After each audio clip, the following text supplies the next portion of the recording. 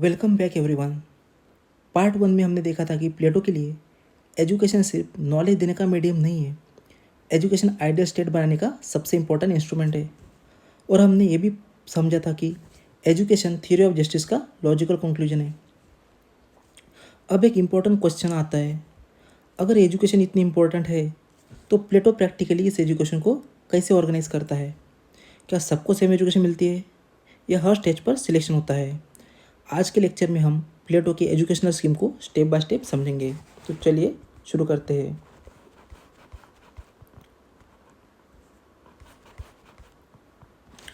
प्लेटो की educational system की सबसे खास बात है ये एक कंटिन्यूस प्रोसेस है। हर स्टेज पर एजुकेशन भी होती है और सिलेक्शन भी होता है, यानी हर स्टूडेंट अगले स्टेज तक नहीं पहुंचता। सिर्फ वही स्टूडेंट कंटिन्यू करते हैं जो इंटेलिजेंस, कैरेक्टर और एबिलिटी में बेस्ट होते हैं। इसी प्रोसेस के थ्रू प्लेटो ग्रेजुअली आइडेंटिफाई करता है कौन प्रोड्यूसर बनेगा, कौन ऑक्सिलरी या सोल्जर बनेगा और कौन फ्यूचर फिलोसोफर किंग बनेगा। इसीलिए हम कहते हैं education is the process of selection. अब देखते हैं स्टेजेस ऑफ एजुकेशन। पहला स्टेज होता है एज 6 to 20 ईयर्स तक, इसमें एलिमेंट्री एजुकेशन होता है। दूसरा स्टेज है 20 to 35 ईयर्स, उसमें हायर एजुकेशन पढ़ाया जाता है। तीसरा स्टेज में होता है practical education from 35 to 50 years age, और फ्रॉम 50+ ईयर्स फिलोसोफर किंग का एक्सपीरियंस के रूल पे डिसाइड किया जाता है।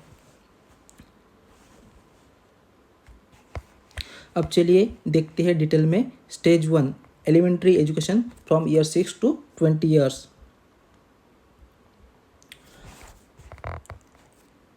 अब 6 साल की एज से ये एजुकेशन स्टार्ट होती है, ये लगभग 20 साल तक चलती है।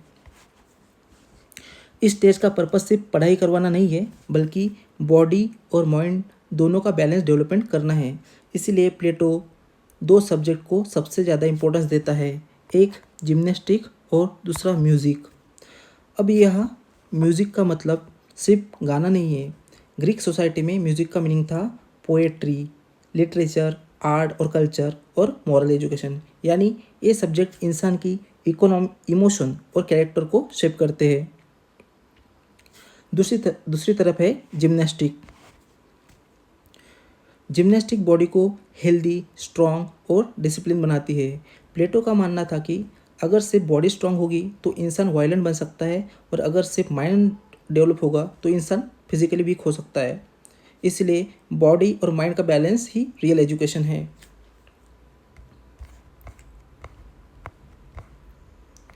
अब आते हैं सेकंड स्टेज पर।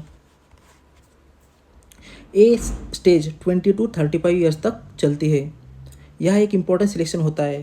हर स्टूडेंट इस स्टेज तक नहीं पहुंचता। सिर्फ वो स्टूडेंट जो इंटेलेक्चुअली आउटस्टैंडिंग होते हैं उन्हें हायर एजुकेशन दी जाती है। अब सवाल है, प्लेटो मैथमेटिक्स को इतना इम्पोर्टेंस क्यों देते हैं? उसके अकॉर्डिंग मैथमेटिक्स माइंड को लॉजिकल और डिसिप्लिन बनाती है। ये इंसान को एब्स्ट्रैक्ट थिंकिंग करना सिखाती है। इसके साथ स्टूडेंट पढ़ते हैं एस्ट्रोनॉमी, लॉजिक और सबसे इम्पोर्टेंट फिलोसॉफी। इन सब्जेक्ट का पर्पस है इन सब्जेक्ट का पर्पस सिर्फ इंफॉर्मेशन देना नहीं, बल्कि स्टूडेंट को रीजनिंग सिखाना भी है। प्लेटो के अकॉर्डिंग एक फ्यूचर रूलर को इमोशनल नहीं बल्कि रैशनल होना चाहिए। इसीलिए हायर एजुकेशन का मतलब मेन ऑब्जेक्टिव है डेवलपमेंट ऑफ रैशनल थिंकिंग। अब चलिए पढ़ते हैं तीसरा स्टेज।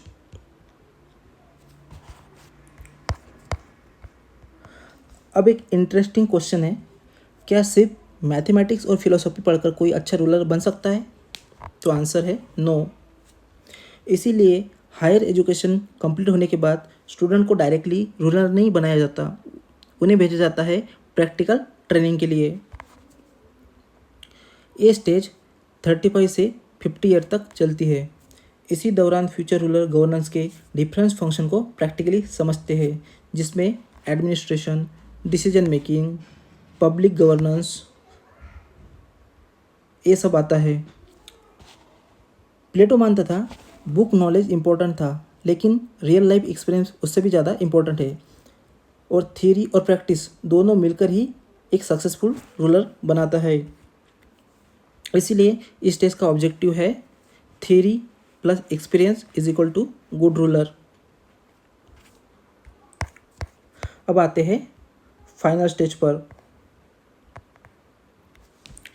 सिर्फ वही व्यक्ति जो हर स्टेज सक्सेसफुली कंप्लीट करेगा और प्रैक्टिकल एक्सपीरियंस भी गेन करेगा, वही 50 साल के बाद फिलोसोफर किंग बनने के लायक होता है।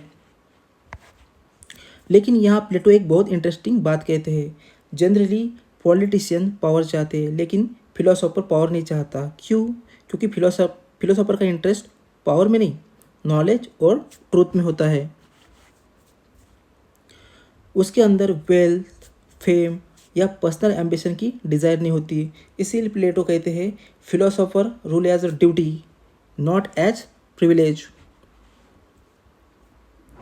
यानी वो राज्य चलाता है अपने बेनिफिट के लिए नहीं, बल्कि सोसाइटी के वेलफेयर के लिए।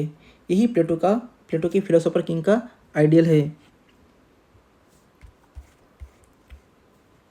अब आते हैं एजुकेशनल सिलेक्शन प्रोसेस पर। अब पूरी एजुकेशनल जर्नी को एक फ्लो में देखते हैं।